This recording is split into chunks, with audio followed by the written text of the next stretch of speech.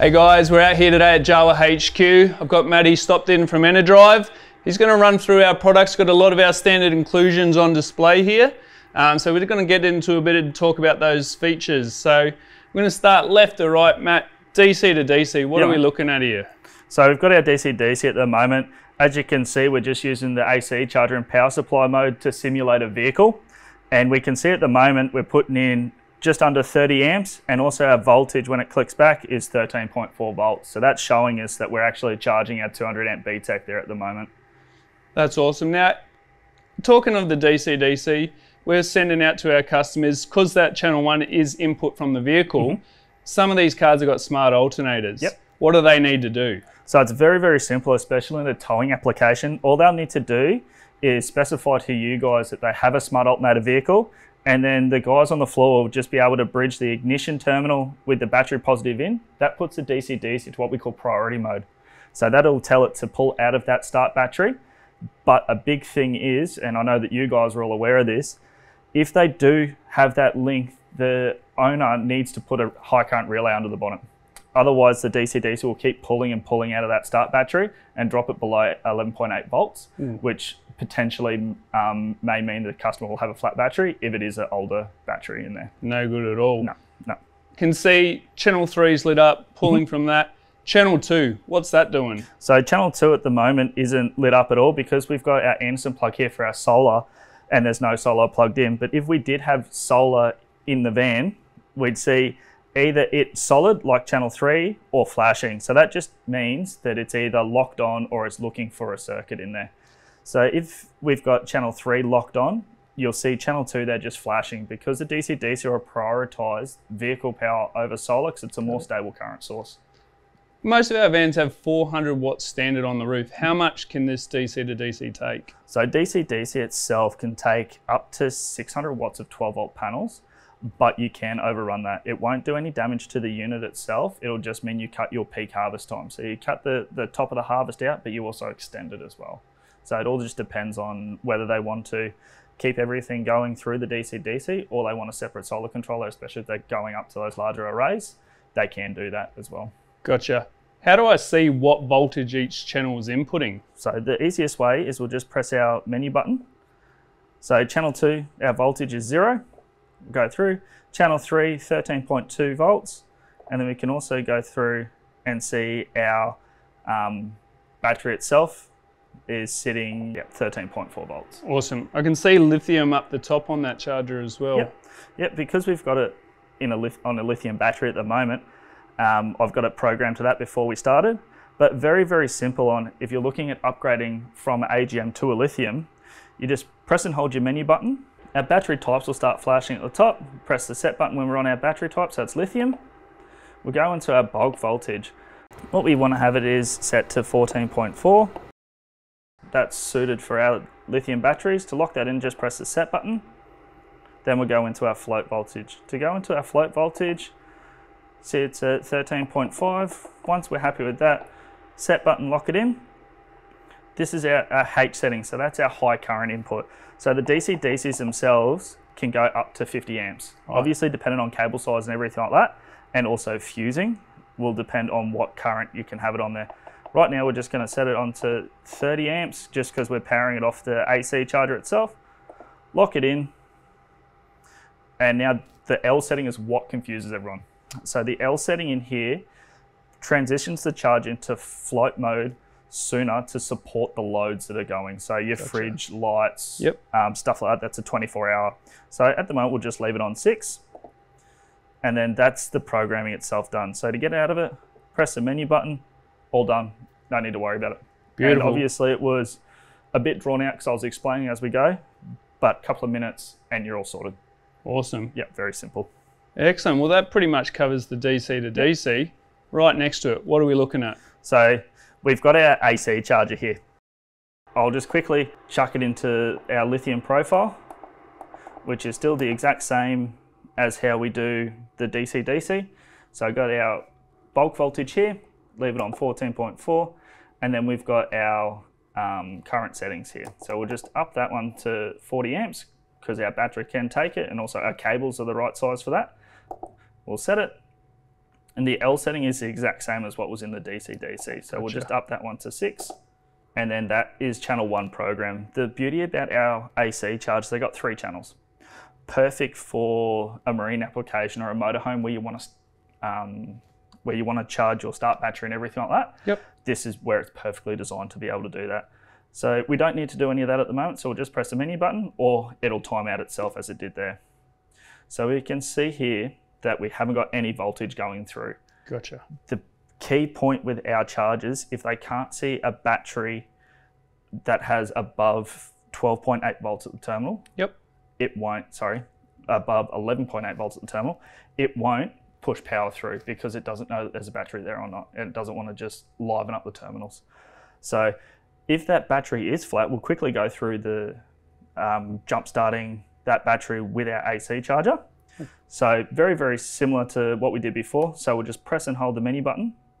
Our battery types have started flashing at the top. Quickly go through to program.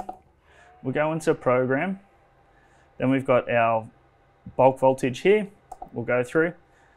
And whenever you're jump starting a battery, you don't want to just smash it with as much power as possible. What we do is we recommend that you put it on 5 amps. Turn it down. Yep.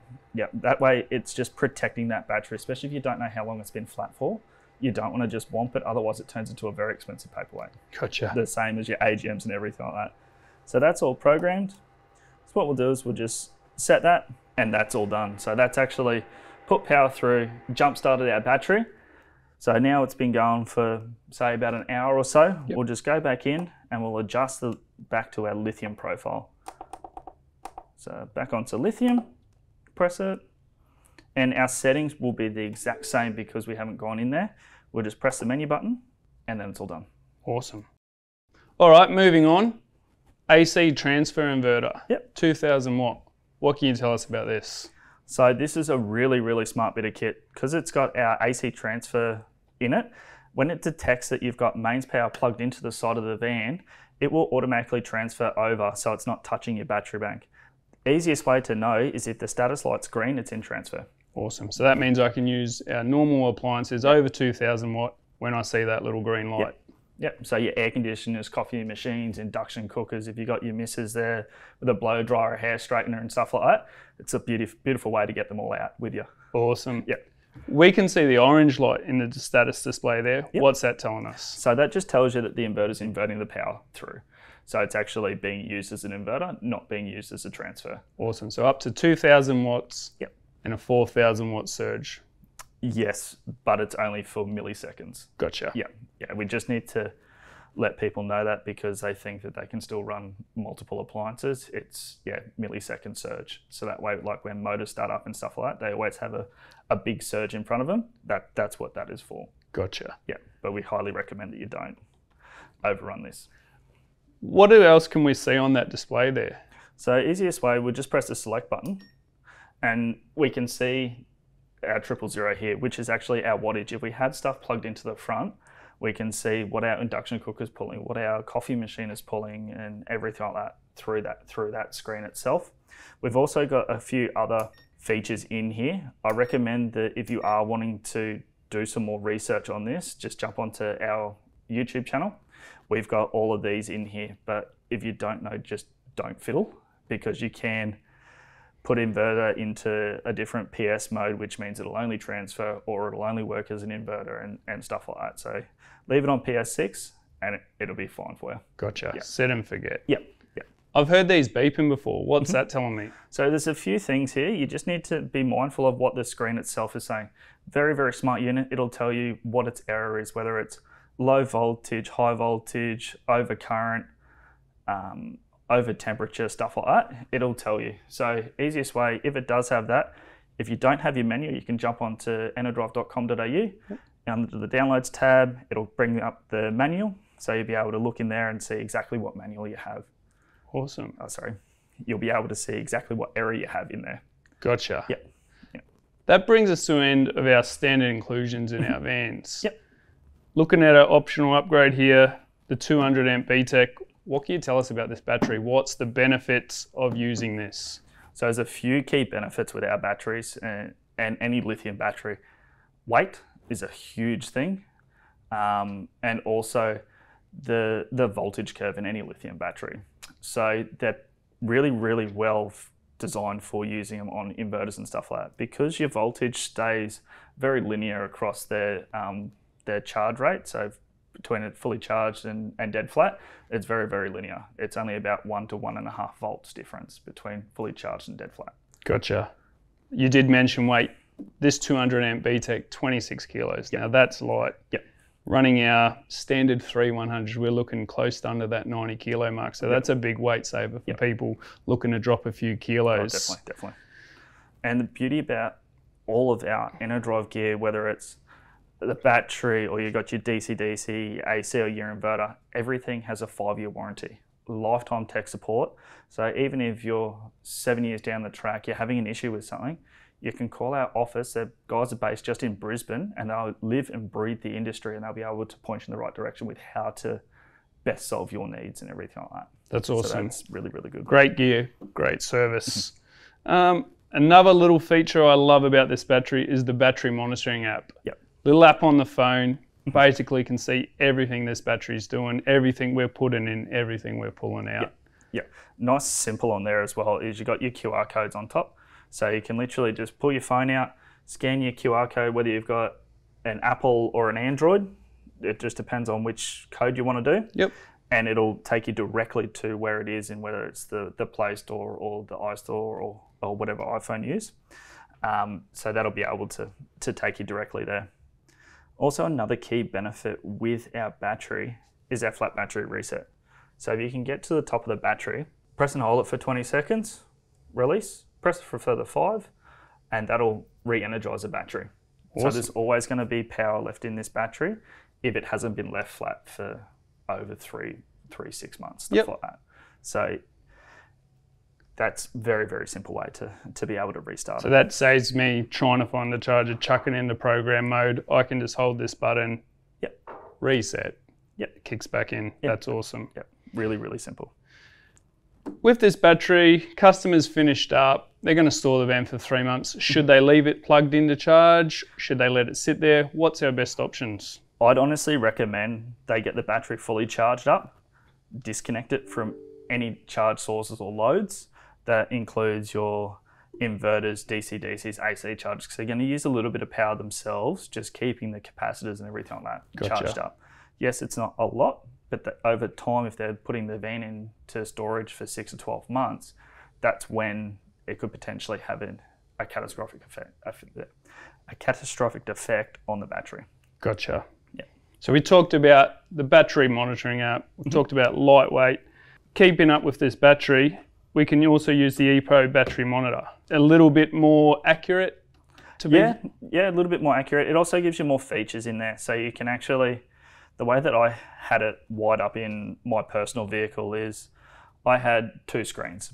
So whilst I was driving, because you obviously can't use your phone while you're driving, I could quite easily just quick look up in the pillar pod and see it there. I know that my battery is charging, and that way no fuses are blown or something hasn't rattled loose or anything like that. I know straight away, battery's charging, it's all good. This one as well, you can scroll through, see your individual, your voltage, your current going in and out of the battery. It's a total. So if you've got 5 amps coming out, you've got 10 amps going in, you're going to see 5 amp positive going back into the battery. Gotcha. Also seen a little feature on this that generally gives you a bit of an update of how much hours you got left as well with what you're using, which I like.